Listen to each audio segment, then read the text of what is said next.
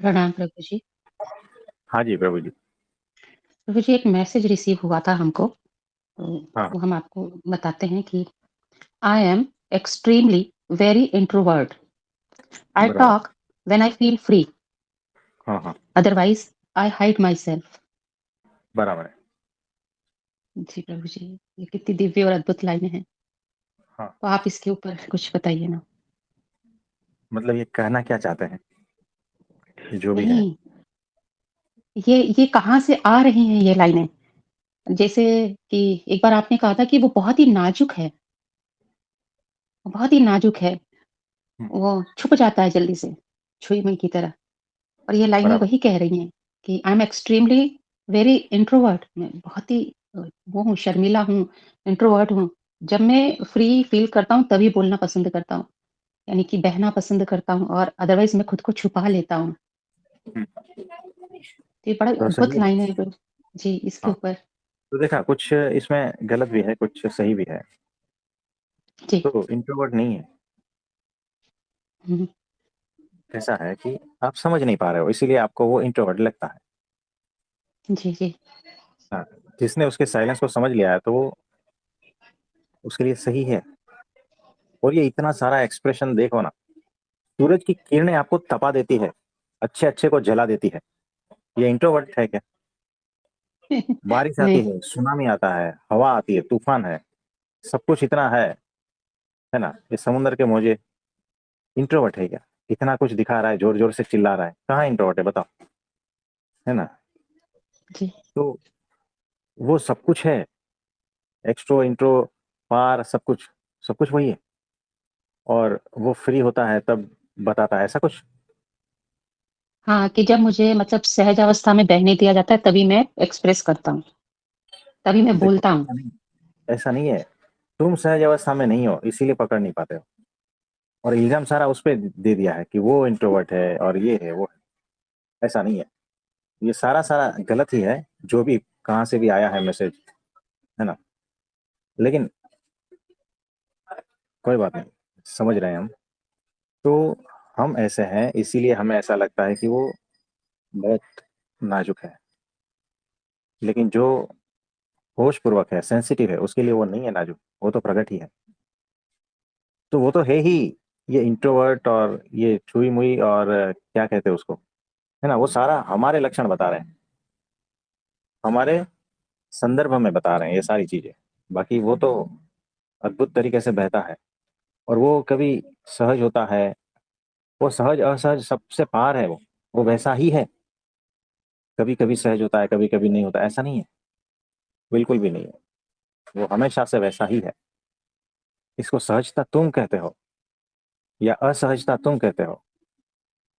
इसको free time में mood में होना तुम कहते हो और मूड में ना होना भी तुम कहते हो, है ना? वो तो वैसा ही है, तो ऐसा है, ठीक है? जी, थैंक यू प्रभु जी।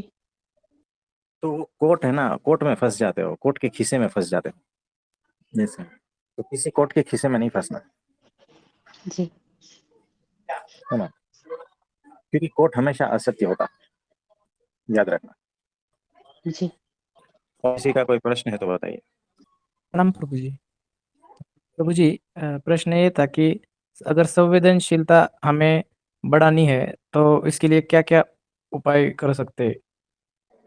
एकमात्र होश और उससे भी ऊपर चोट। पहले चोट, फिर होश, फिर संवेदनशीलता। ये क्रम से चलता है। चोट निकाल नहीं तुम सकते जिसमें से? देखो, हमने कहा था होश के लिए चोट ज़रूरी है और वो चोट है ना, आप खुद को विचारों से मार सकते हो। विचारों के माध्यम से खुद को चोट पहुँचा सकते हो। और वो क्या है कि मैं क्या कर रहा हूँ? बस सिर्फ़ इतना विचार और आप होश में आ जाओगे। मैं क्या करने के लिए आया हूँ? बस इतना विचार और होश में आ जाओगे। तो इतना ही विचारों का चोट बस, फिर होश, है ना? फिर संवेदनशीलता आती जाएगी। प्रभु जी, पर ऐसा करने से है ना, एक वा आजू-बाजू में वातावरण, मतलब भीतरी वातावरण ऐसा सीरियस जैसा हो जाता है कि तो फिर ये सीरियस होना ठीक है या सहज रहना, नहीं तो हर समय ये नहीं होगा तो फिर क्या होता है कि एंटरटेनमेंट चलता रहता है मन में, तो इसे थोड़ा-सा बताइए ना? थोड़ा थोड़ा सीरियस होना ज़रूरी है, क्योंकि बिना सीरियस हुए वो आनंद तो बाद में आता है, सीरियसनेस पहले आता है। सीरियसनेस ज़रूरी है उस आनंद के मुकाम तक पहुँचने के लिए। तो एक बार फिर आनंद आने लगा तो फिर वो सीरियसनेस गया, फिर भी वो होश रहेगा, है ना? जी प्रभु। समझदारी रहेगी, होश रहेगा, आनंद रहेगा। लेकिन उससे पहले जो है सीरियसनेस ज़रूरी है। बताओ ना कि 12th का स्टैंडर्ड का स्टूडेंट है, अगर वो सीरियसली पढ़ाई नहीं करेगा और एंटरटेन ही करेगा सारा मनोरंजन टाइप का सब कुछ, तो आगे जाके उसको जीवन में जो आनंद मिलना है वो नहीं होगा। वो दर-दर की ठोकरें खाता रहेगा, इधर-उधर कुछ छोटी-मोटी नौकरियाँ करता रहेगा और जीवन बर्बाद करता रहेगा। ये तो सिर्फ़ हमने इस संसार की जो पैटर्न है, उसका एग्ज़ाम्पल लेकर बताया, है ना? तो वहाँ सीरियसनेस पहले ज़रूरी है जब साधक अवस्था है तब। उसके बाद कौन सी सीरियसनेस? एक बार उसका स्वाद चख लिया और ज्ञान में आ गए, तो बात खत्म हो गई, जी प्रभु जी। है ना? तो वैसा। जी प्रभु जी, प्रणाम प्रभु जी। हाँ जी। प्रभु जी, हाँ जी, मतलब बोलिए। प्रश्न ऐसा था कि गुरु की क्या अपेक्षाएँ रहती है शिष्य से? मतलब अपेक्षा मतलब उनके ही कल्याण के लिए होगी शिष्य के, पर उनको क्या लगता है कि क्या-क्या इस तरह से होना चाहिए? देखो, आज्ञा पालन, बस और कुछ नहीं। जी प्रभु जी। बाकी उससे कोई अपेक्षा है ही नहीं, कुछ भी नहीं। जी प्रभु जी। हाँ जी, और किसी का? प्रणाम प्रभु जी। मुझे लगा जो ऋषि भाई जी ने क्वेश्चन पूछा है कि अ, आप उनके अपने भक्तों से क्या अपेक्षा होती है, उसका आंसर बहुत बड़ा होना चाहिए। तो वो तो शब्द तो छोटा था, लेकिन उसका जो अर्थ है या महत्व है वो तो बहुत बड़ा निकला। हाँ जी, और वही है। और है ना? हुँ, और एक जो आपने कहा कि साधक को सबसे पहले मतलब रहना चाहिए, उसके बाद तो उसको कोई कोशिश नहीं करनी पड़ती।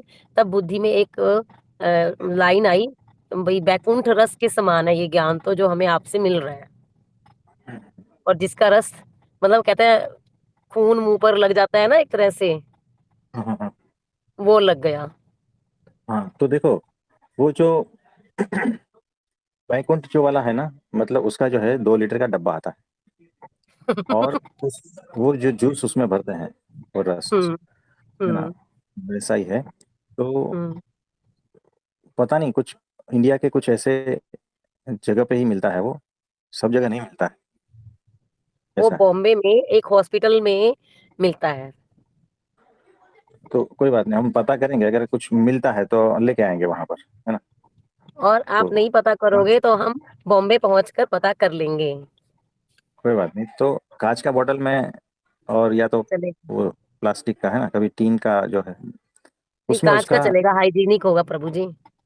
है ना? तो हाँ, वैसा ही कुछ करेंगे, हुँ, कोई बात नहीं। हाँ जी। प्रभु जी प्रणाम। हाँ जी, विक्रम भाई। कैसे हो आप? हाँ जी, सब ठीक है, बताइए। मैं ये बताना चाहता था कि प्रभु जी मन है ना, ये हाँ, बदमाशी करता है, कभी कभी बहुत बदमाशी करता है। बोले तो सत्संग सुन के तू क्या करेगा? तेरे पास तो सारा ज्ञान है, तू सुनेगा। बराबर है। ये वही बातें रोज रोज तू सुन रहा है कि वो बात तेरे आचरण में तो उतर नहीं रही है। तू सुन रोज हुँ। रहा है, पर तू तेरे को कोई फायदा नहीं, तू फायदा इसका उठा नहीं रहा है। तू करेगा क्या इसका? ये ऐसे हाँ, वो बोलता है। बोले नहीं नहीं, सत्संग नहीं सुनी है, क्या करेंगे सत्संग सुन के? वही ज्ञान जो गुरु जी रोज देते हैं वही आज भी मिलेगा। बराबर है, और सही जो बात जो और भी गुरु भाई है, वो भी है। हुँ, पूछ रहे हैं। बोले वो सब समाधान तो पूछ ही रहे हैं, तू पूछ के करेगा भी क्या? सीधी बात है। ये ऐसी बदमाशी करता है मन तो, और वो जी बहुत खतरनाक बदमाशी करता है। सत्संग सुनता हूँ, अब एक ऐसे सत्संग में नहीं आता हूँ, यूट्यूब पे सुनता हूँ, मैं फ्री होता हूँ तब। हाँ, हाँ जी, तब ये वो भीतर आता है, बोले तू क्या रहा है, तू सुन रहा है, क्यों सुन रहा है? तो मैं ये बोला भाई तुझे होश क्या है। दिक्कत है, मुझे सुननी है ना, मैं सुन रहा हूँ हाँ, बस। तो होश है, देखो, ज्ञान के लिए थोड़ी सुनना है, जी बोलिए प्रेम जी। के लिए सुनना है। हाँ वही, मैं बस यही भाव रहता है भीतर के, मेरे गुरु जी ने कहा तू सत्संग सुन, बस बात खत्म देखो, हो गई मेरी। हाँ, तो देखो कैसा होता है कि एक दर्जी था हाँ जी। और उसके खेतों में ना चना का इस टाइम फसल हुआ था, जी। है ना? कुछ था नहीं। और वो दर्जी जो बहुत ही गरीब था।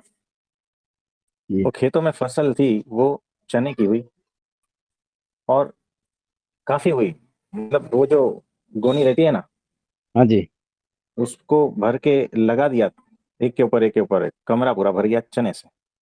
जी अब दूसरा कोई फसल था ही नहीं उसके बाद में, और खाने को सिर्फ उसके पास वही था, चना। कहते तो अब वो जो उसकी बेगम है, उसने उसको तो जो जो घर में रहेगा वही पकाएगी।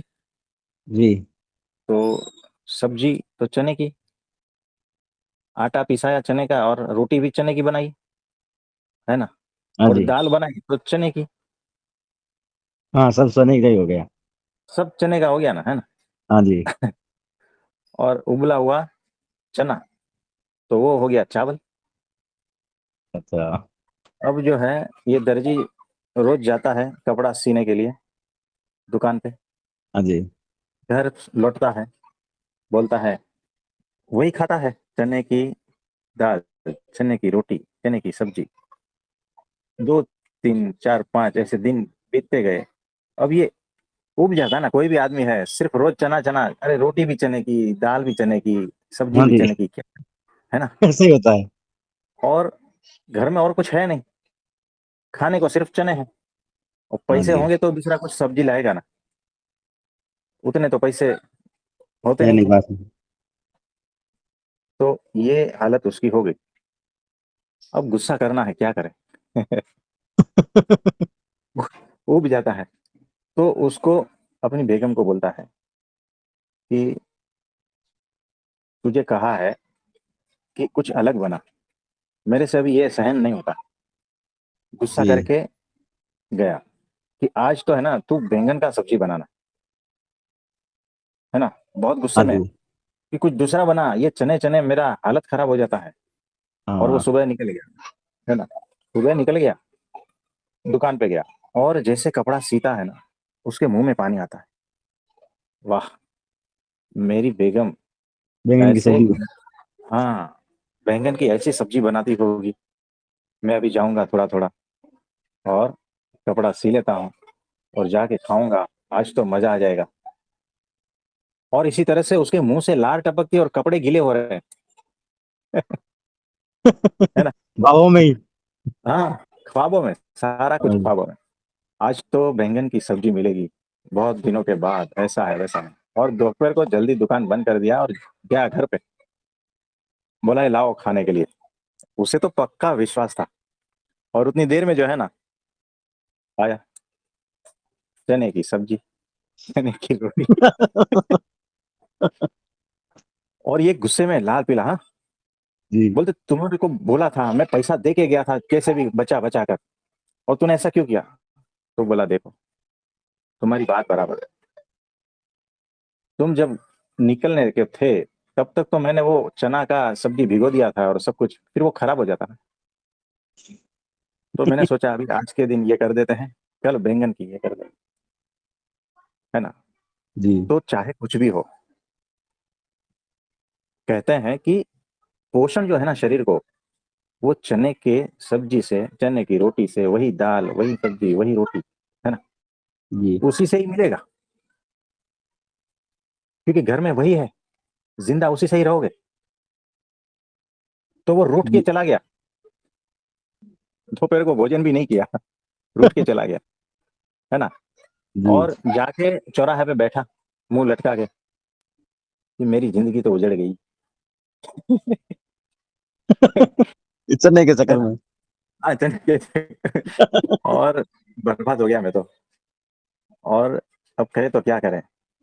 फिर भूख लगती है, 4 5 बजने को आए, और फिर बहुत और जोर से भूख लगती है। 6 बजे वापस घर पे आता है, दुकान पे भी नहीं गया, मूड खराब था। जी 6 बजे आके घर पे बैठता है, बेगम को कहता है, मुझे भूख लगी। तो बेगम ने वही दोपहर को जो थाली परोसी थी ना, वही सामने रख दी। सुबह की खाई नहीं आपने, अभी ये खा लो। हाँ, अभी ये खा लो, भूख तो लगी है तो क्या करें। अब वो खाना है ही ना, पड़ेगा। चुपचाप खाने लगा। हाँ, चुपचाप खाने लगा। क्योंकि देखो, कुछ भी कर लो, पोषण जो है ना शरीर को, उसी से ही मिलेगा। चाहे जी, गुस्सा जो करो, स चाहे रूठ जाओ, चाहे भाग जाओ, कुछ भी करो, खाने से पोषण मिलेगा। और खाने में वही है, वही चने की दाल, वही चने की रोटी, जी, है ना? वैसे ही ये सत्संग है, समझ बात गया एक प्रभु जी। एक ही है। हाँ, चाहे कहीं पर भी जाओ, शब्द इधर-उधर हो जाएँगे, बातें यही रहेगी। वही चने की दाल, वही चने की रोटी, जब खाओगे तब पोषण मिलेगा। हाँ, सामने रखने से कुछ नहीं होगा। या भाग जाने से कुछ नहीं होगा, रूठ जाने से कुछ नहीं होगा, समझ गए? खाना ही पड़ेगा। हाँ, तो दूसरा इसी से ही पोषण मिलेगा। देखो, जीवात्मा को जो है ना, भूख लगती है ना वैसे उसको भी, और वो भूख जो है ना, परमात्मा की भूख है, परमात्मा का प्रेम है, और वो सत्संग उसका खुराक है। जब जी, तक वो नहीं दोगे तब तक उसका पोषण नहीं मिलेगा।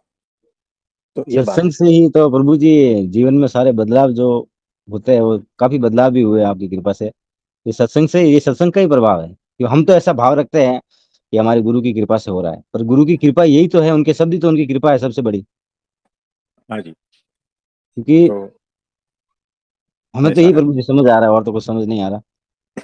तो हाँ, यही समझ आता है कि भाई आप जो बोल रहे हो उसको हम एक बार नहीं 4 बार सुनते हैं प्रभु जी, एक बार में समझ आते ही नहीं है।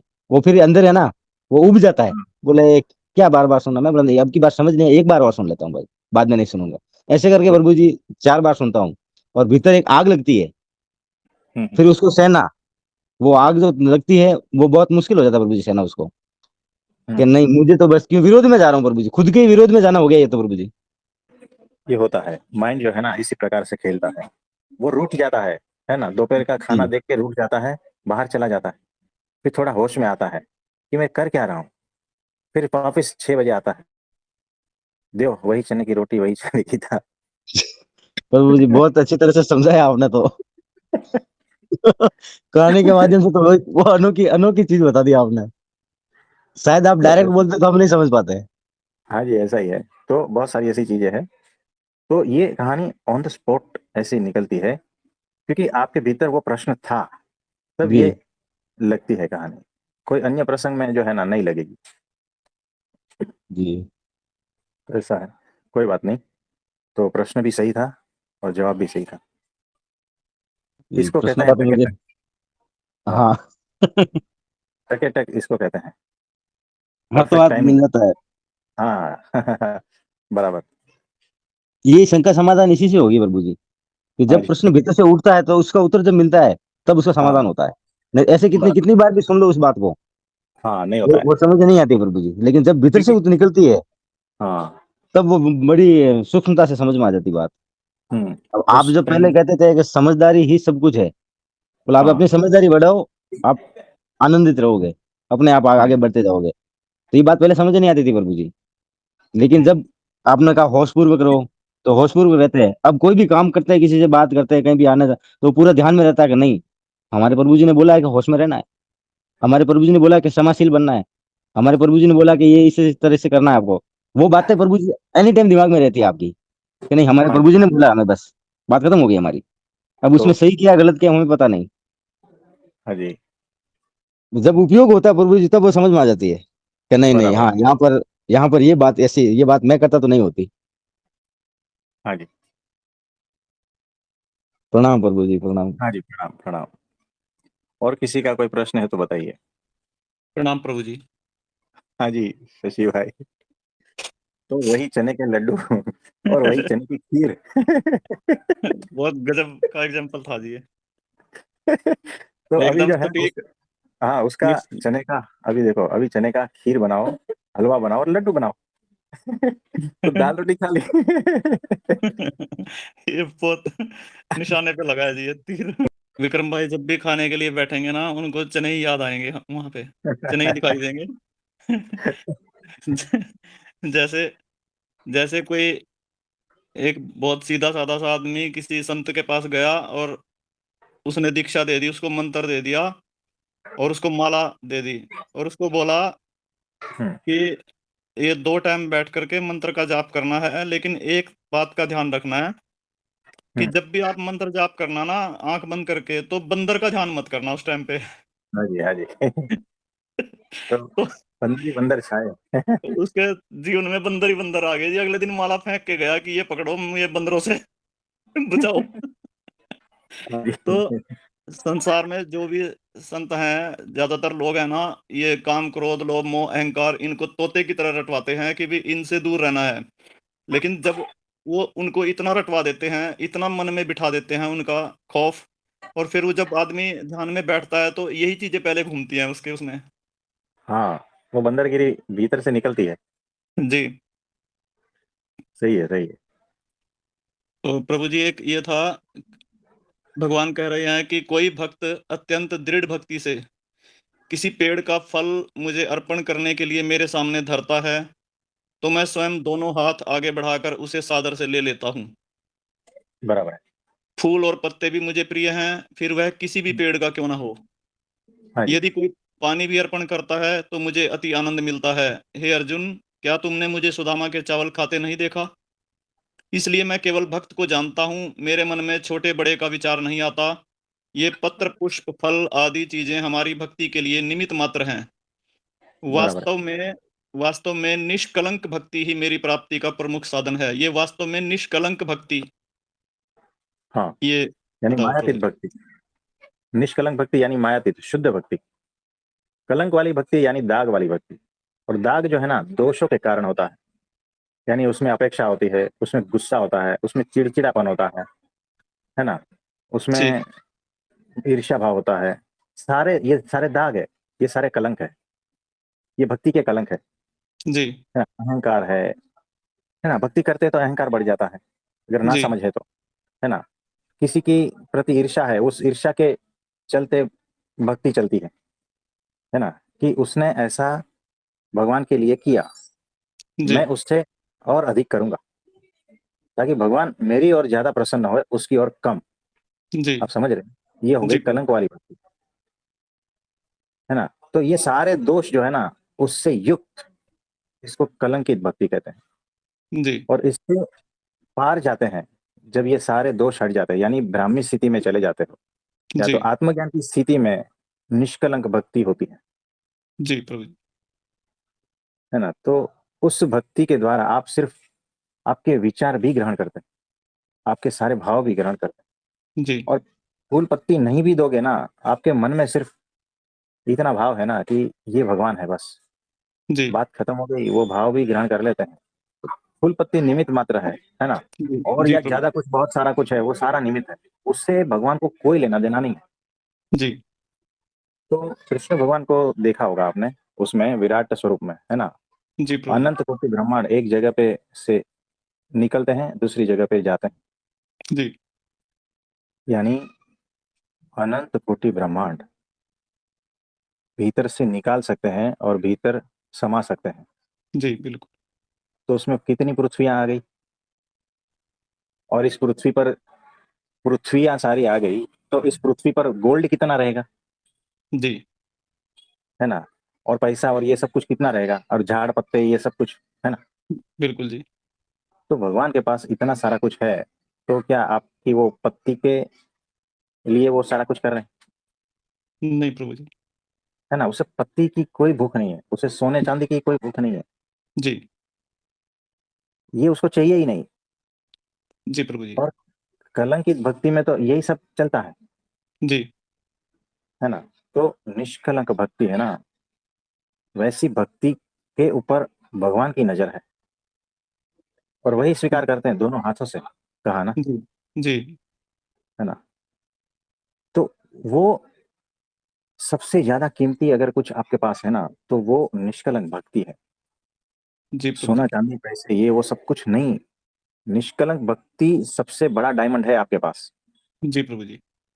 वो अमूल्य चीज भगवान को पसंद है, जी प्रभु जी। उसके सामने कुछ नहीं टिकता, है ना। वो सही है। निष्कलंक भक्ति के सामने दुनिया की कोई चीज नहीं टिकती, इस ब्रह्मांड जी। की कोई चीज नहीं टिकती। आप समझे? जी प्रभु जी। तो ऐसा है। आगे कह रहे हैं, जिस प्रकार आग में भुने हुए बीज में अंकुर नहीं फूटते, हम्म। उसी प्रकार मुझे अर्पण की हुई शुभ अशुभ कर्मों की फल प्राप्ति तुम्हें नहीं होगी। हाँ जी, यानी कर्मों से मुक्ति, चाहे शुभ कर्म हो उसका भी फल 0 और अशुभ कर्म हो उसका भी फल 0, यानी मोक्ष, जन्म मरण के चक्कर से मुक्ति। जी उसी बात को कह रहे हैं अलग ढंग से, जी प्रभु जी। यानी कर्म फल ही नष्ट हो गया जी प्रभु जी। तो अब आना जाना बंद ना। जी तो बीज खत्म, यानी वो कह रहे हैं कि कारण शरीर खत्म। कारण जी शरीर क्या है? वो बीज है। जब तक जी बीज रहेगा ना, उसमें से शक्यता है कि वो पूरा जंगल भर सकता है। जी एक प्रभु जी। बीज में वो शक्यता है। एक गेहूं का दाना सारी पृथ्वी को लदालद भर सकता है। बिल्कुल प्रभु जी। है ना? थोड़ा समय चाहिए बस। जी वैसे ही हमारे भीतर कारण शरीर का बीज है, और जिसके भीतर जो है ना, काम क्रोध लोभ मोह वासना ईर्ष्या मान कपट, ये सारा कुछ खेल चल रहा है, उसका जी बीज है। भगवान कहते हैं उस बीज को जैसे अग्नि में डालते हैं और फिर वो नष्ट हो जाता है ना, जी वो अभी अंकुरित होने के लिए लायक नहीं है।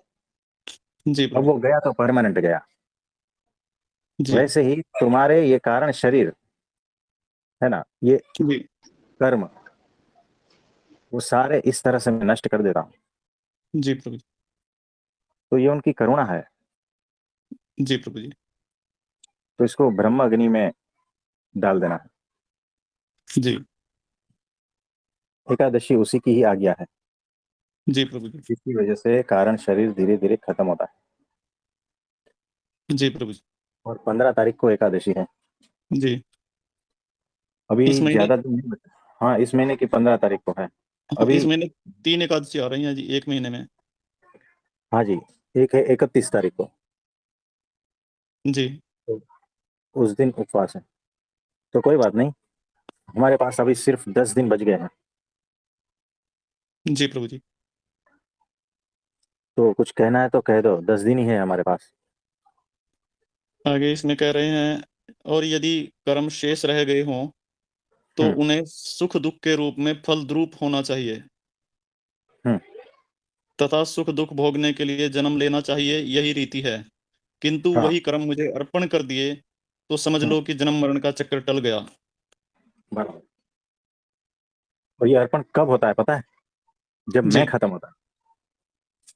जब तक मैं है ना, तब तक वो अर्पण नहीं होता है। तब तक कर्ता भाव है, जी मैंने किया और इसका फल मैं भुगतूंगा, ऐसी अपेक्षाएं रहती है। तो आत्मज्ञान की स्थिति में अहंकार नष्ट हो जाता है। जी प्रभु जी। और आत्मज्ञान की स्थिति में जो कर्म होता है ना, वो सारे अकर्म होते हैं, उसका कोई फल नहीं होता। यानी आत्मज्ञान की स्थिति इज इक्वल टू सारे कर्म मुझे अर्पण कर दो, भगवान का ये वाक्य जी इज इक्वल टू सत्पुरुष का आज्ञा पालन। यानी सही है। भगवान ने जिसको आज्ञा दी कि हे अर्जुन तू इसको युद्ध कर, है ना, तू जी इसको सबको खत्म कर देगा ना, फिर भी तुझे कोई कर्म बंधन लगेगा नहीं, क्योंकि तू मेरी आज्ञा से कर रहा है ना। जी प्रभु जी। तो आज्ञा पालन कर रहा है तो उसको, चाहे वो कैसा भी हो, उसको कर्म बंधन नहीं करता। जी प्रभु जी। तो देखो, आज्ञा पालन इज इक्वल टू सत्पुरुष ही मेरी आत्मा, जी इज इक्वल टू आत्मज्ञान की स्थिति, जी प्रभु जी। है ना। यानी ये सारा पैरेलल चल रहा है।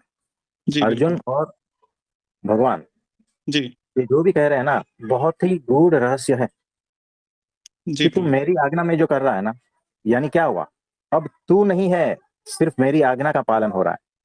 यानी अब तू नहीं है, तेरा शरीर मैंने भाड़े पे लिया है। जी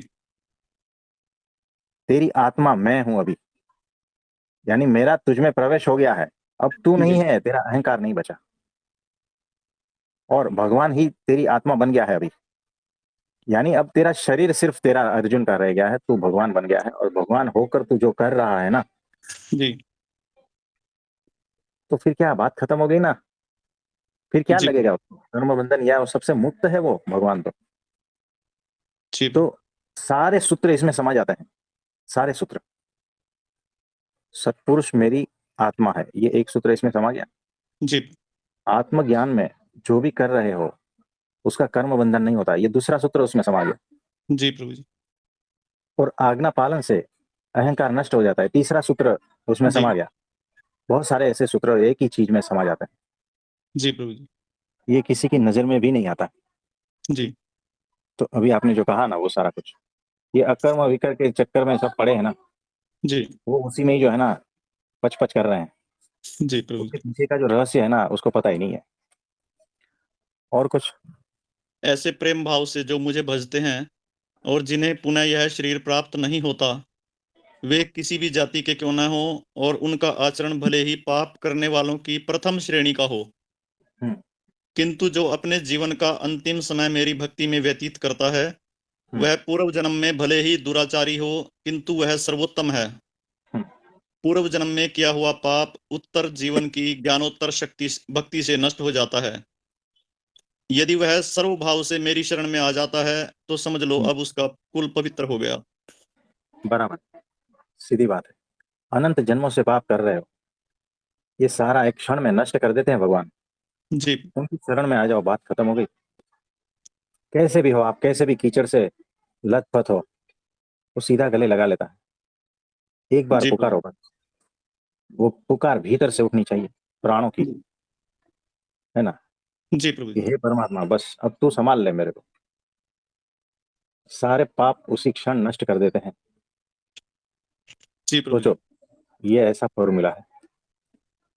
बिल्कुल लेकिन प्रभु वो जी, बहुत। पुकार जो है प्राणों की होनी चाहिए, जी और वो पुकार प्राण तक तब पहुंचती है जब सब कुछ थका हारा, सब कुछ नष्ट हो जाता, जी। तब वो प्राणों से पुकार उठती है। हाँ जी। यानी वो अन्य सहारा देख रहा होता है मनुष्य जब तक। हाँ, यानी कि मेरा बुद्धि, मेरा बल, मेरा साहस, मेरे तर्क, मेरा अहंकार, है ना, मेरे संबंध, ये सब कुछ सब अन्य सहारा ही है ना।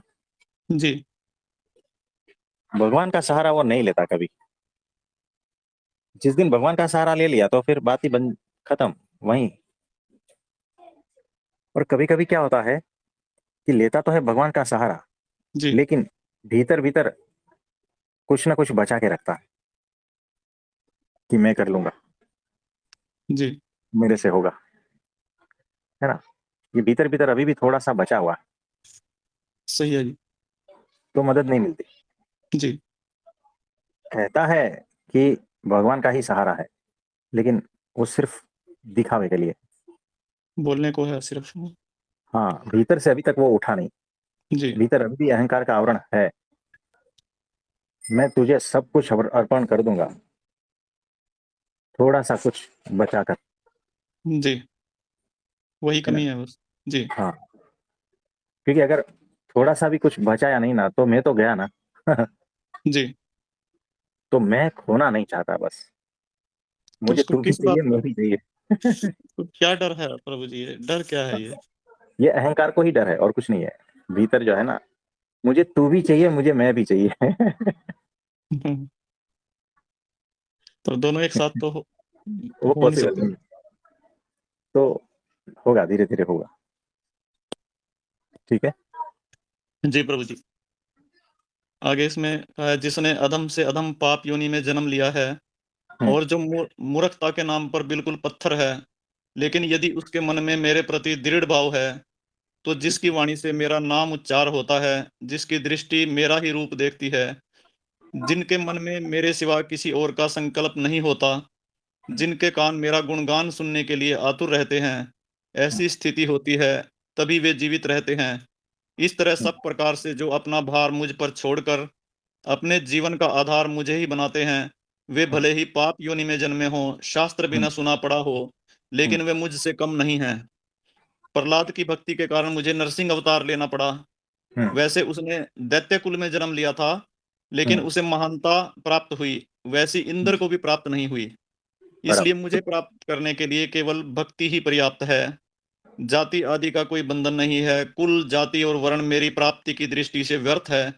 नाले बराबर। का पानी नाले का पानी गंगा में मिलकर गंगा रूप हो जाता है। हाँ जी। पाप योनि में पाप योनि में जन्म लेकर या वैश्य, शूद्र, स्त्रियां आदि मेरी भक्ति करने से मेरे स्वरूप को प्राप्त होते हैं। हम्म। तो यहाँ दिखाया गया है कि चाहे कहीं पर भी हो आप, जी ये अनन्य भक्ति की बात कर रहे हैं, यानी मेरे सिवा कोई आधार ही नहीं है इसका, जी मेरे सिवा कुछ सूझता ही नहीं।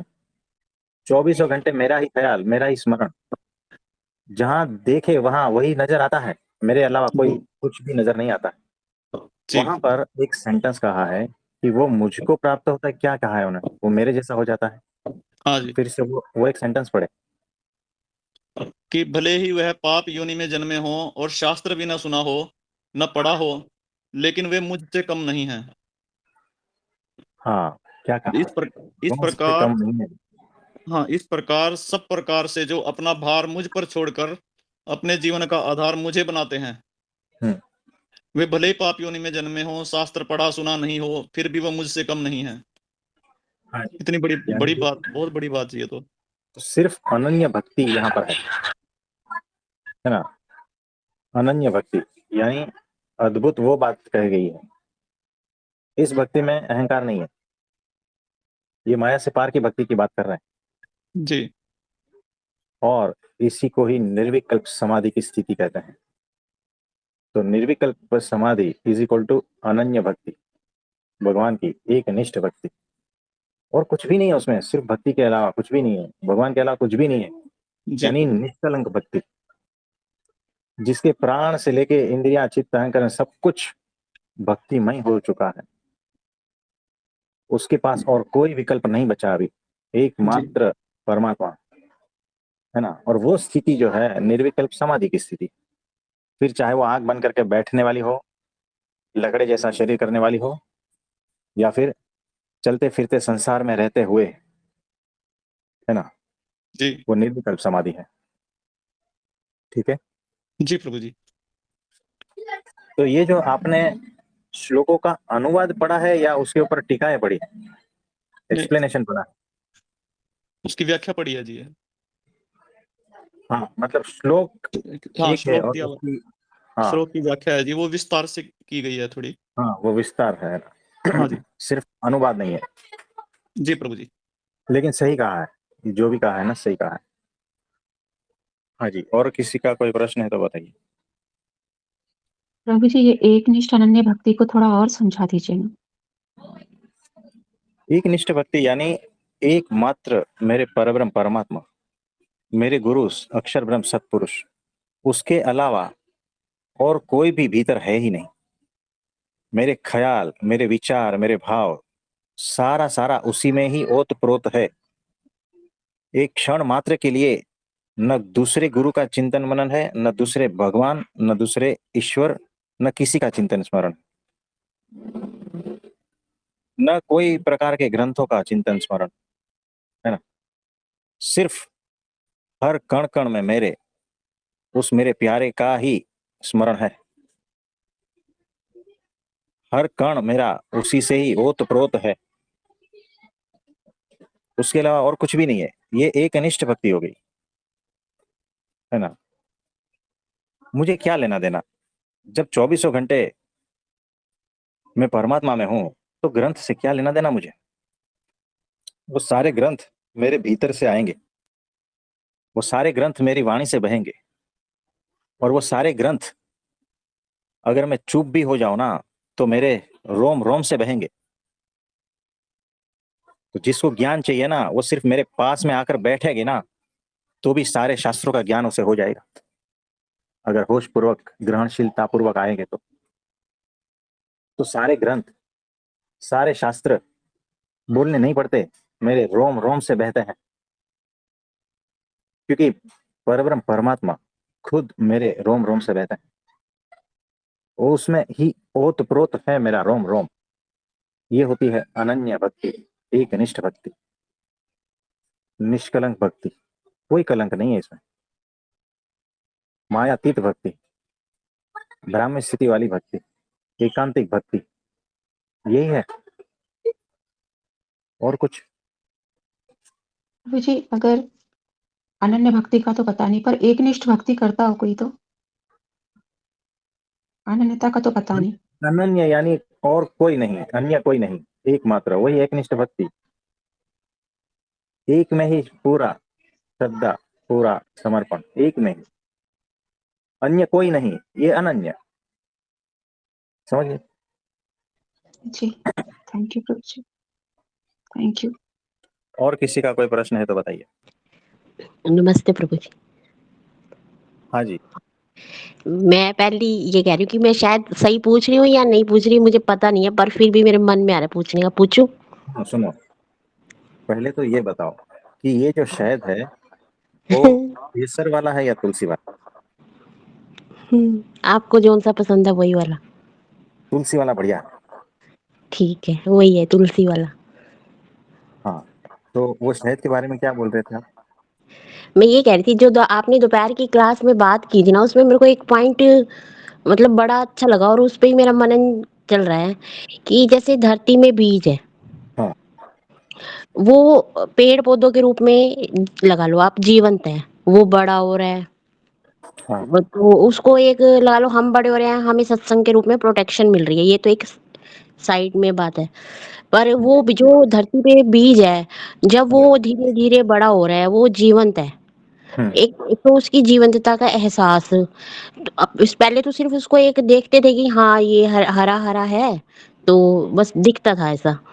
अब उसकी जीवंतता का एहसास, अब उसमें जो एक एक पत्ता जुड़ा हुआ है, अगर आज हम उसको एक पत्ते को तोड़ लेते हैं तो वो सूख जाता है, उसका वो भी धीरे धीरे उस पेड़ से टूटने पर मृत हो जाता है ना। तो जो वो उसकी जीवंतता है, वो सब कुछ मतलब उसका एक एक पत्ता भी ग्रहणशील है, संवेदनशील है। उनमें जैसे अब हम हैं, हम अपनी सेंसेस के थ्रू हर चीज ग्रहण कर रहे हैं। इसके ऊपर उठता था। मैं ये कह रही थी कि फिर वो जो ओ- उनकी भी सेंसेस, जीवंतता ही सेंसेस है। जी, वो भी ग्रहण कर रहे हैं ना, हर एक पत्ता जो है वो पूरा फैक्ट्री है, वो संवेदनशील है, ग्रहणशील है, सब कुछ। तो हवा, प्रकाश, अवकाश, पानी, सब सबको वो ग्रहण करता है और उसमें से सारा कुछ प्रोसेस चलता रहता है। वो संवेदनशील है, ग्रहणशील है, जीवंत है, हर पत्ता जीवंत है। और इसमें ये था कि जैसे फिर वो सिर्फ मौन में रह के सिर्फ वो बड़ा जो उनकी प्रक्रिया है, प्राकृतिक प्रक्रिया बढ़ रही है। हाँ जी, आपको लगता है वो मौन में, क्योंकि आप हाँ। तो है ना सिर्फ शब्दों की भाषा समझते हो, तो पत्ते तो हम्म। शब्दों की भाषा नहीं समझते, है ना। तो मौन भी है और मौन का विपरीत जो है ना वो भी है। विपरीत प्रकाश। नहीं, हम्म। शोर भी है, मौन भी है, शोर भी है। वो तो आसपास का वातावरण में जो हम लोग हैं वो शोर कर रहे हैं, ऐसा। नहीं, हम्म। वो खुद, अगर आप इतने सूक्ष्म हो जाओ कि पेड़ के पत्ते के भीतर घुस जाओ, तब जो शोर है यानी कि संसार उसका, वो दिखाई देगा। जैसे हमारे आसपास जो सारा संसार है शोरगुल है ना, लेकिन अगर पृथ्वी से अनंत गुना दूर आप चले जाओ तो वो शोर सारा खत्म हो जाता है और पृथ्वी एक मौन जैसी स्थिति में लगती है आपको। वैसे ही हर पत्ता यहाँ पर शोर से भी भरा है और मौन से भी भरा है। कुछ समझ में आ रहा है? हाँ जी, हाँ जी, आ बस रहे। वैसा ही। प्रणाम प्रभु जी।